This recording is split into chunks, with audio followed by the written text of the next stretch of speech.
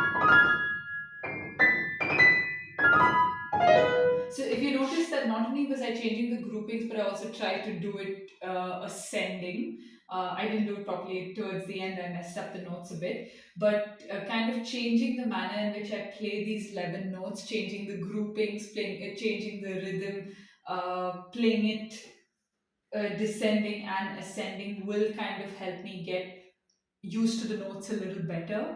Um, Sometimes just playing a fast section with the metronome from slow to fast paced, from a slow pace to a fast pace is not enough. So let's see what I need for this section to perfect.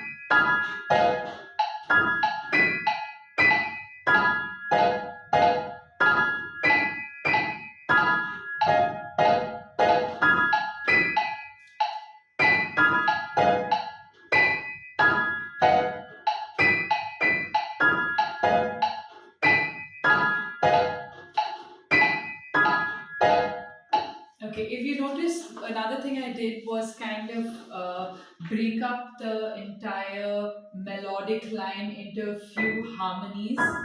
Um, that is a method that also sometimes helps to play a section faster, because once your fingers get used to where they have to fall, just breaking up the notes is quite easy.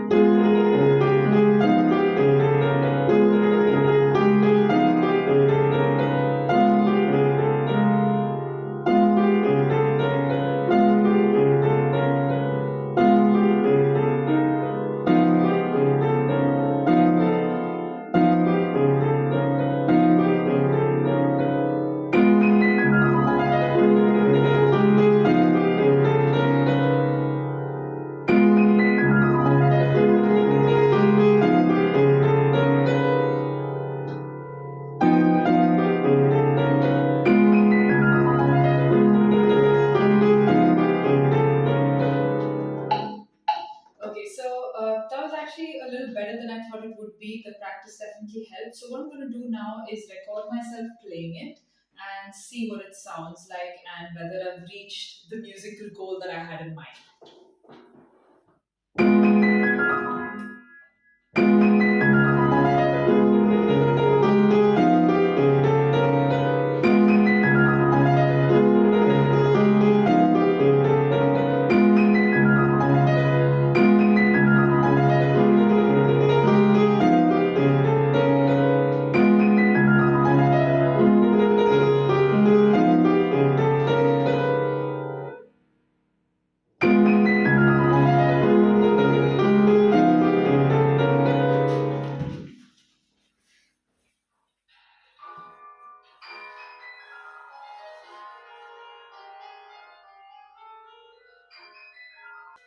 Okay, so I am listening to the recording. It actually doesn't sound bad. It kind of sounds a little better than I thought it would. But I did realize that my bass is kind of really falling flat compared to the treble. It's something that may not be picked up on the camera because I've placed the camera quite close to the bass. So the sound that it might be picking up is more of the bass than what the recorder that is placed exactly behind me at the back of the room has picked up. Um, so I think I need to make the bass a little more strong because there's so much happening in the treble, there's so much happening with the melody voice that the bass really needs to work to carry it all. So I'm going to try that again and maybe after listening to the recording another time just to make sure that there's nothing else I want to correct.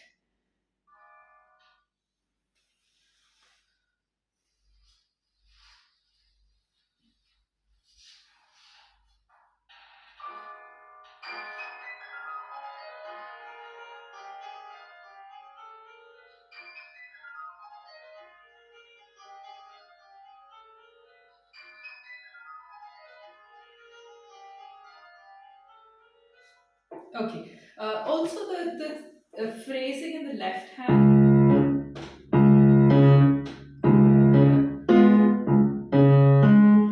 isn't really coming out in the recording now. Will the phrasing really contribute that much to the overall effect of this section? I don't know. But what I'm going to do is listen. I'm going to try it with the phrasing since it's marked. I'm going to do the slurring that's been marked. See if it really contributes significantly and keep it in if it does. If it doesn't, I might consider not overthinking that too much.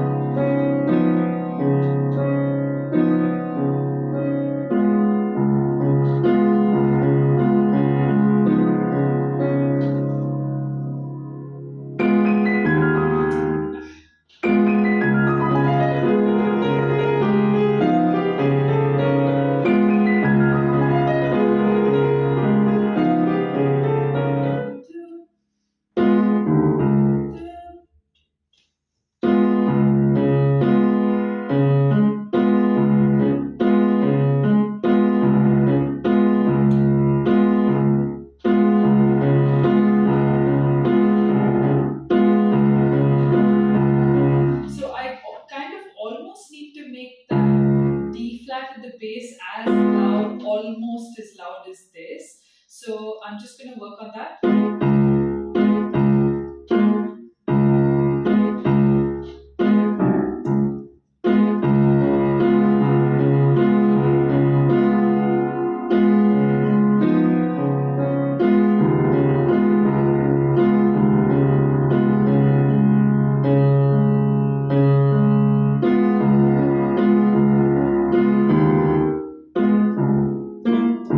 So obviously, one challenge is the fact that that low bass note is being played with my pinky, a naturally weak finger, a naturally light finger.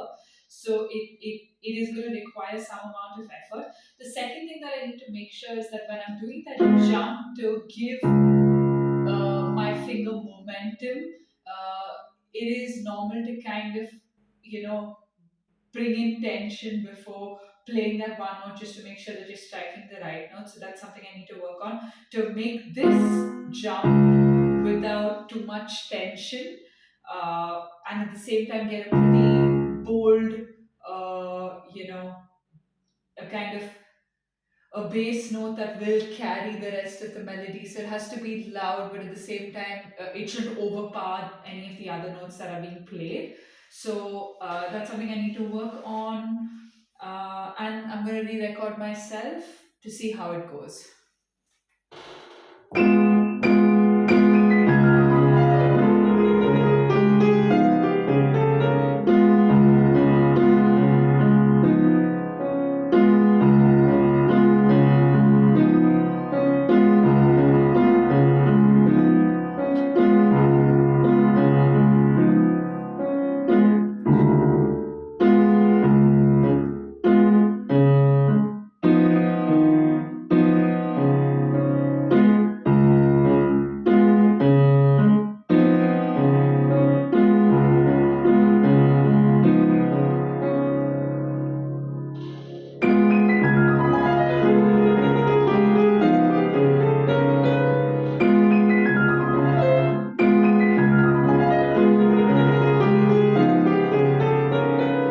Another thing that's very important for me to do during this practice session is to kind of make sure that I'm releasing all tension when I'm playing difficult sections.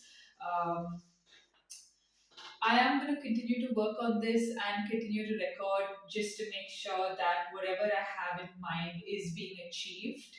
Uh, if I do achieve whatever I have in mind and mark it as a green, I have a kind of tracker to make with each individual bar of all of my repertoire pieces, and I'm kind of marking each one once I'm completed the musical quality that I want to bring out. Uh, Apart from that, there is nothing else to do with this bar. Mostly, I'm going to mark it as a green with just about 5 more minutes of practice. But let's see. Ultimately, if I don't achieve the musical quality I want, I might move on from it, but I don't mark it as green for myself because some of these pieces I plan to keep for many years. So, as much as I know that, as much as I'm aware of the fact that it's important to meet deadlines and kind of move on when you feel like you're not able to attain the perfect level you want, it is also good for me to keep it in mind that here's a particular thing that I wanted and I wasn't able to achieve. So maybe a year down the line, I might pick it back up and see if I can develop the skill to make it happen. Or at that point, I would have, developed the skill already, and incorporating that particular change might be a lot easier at that point. So I am going to work on this for 5 more minutes and record myself to see how it sounds.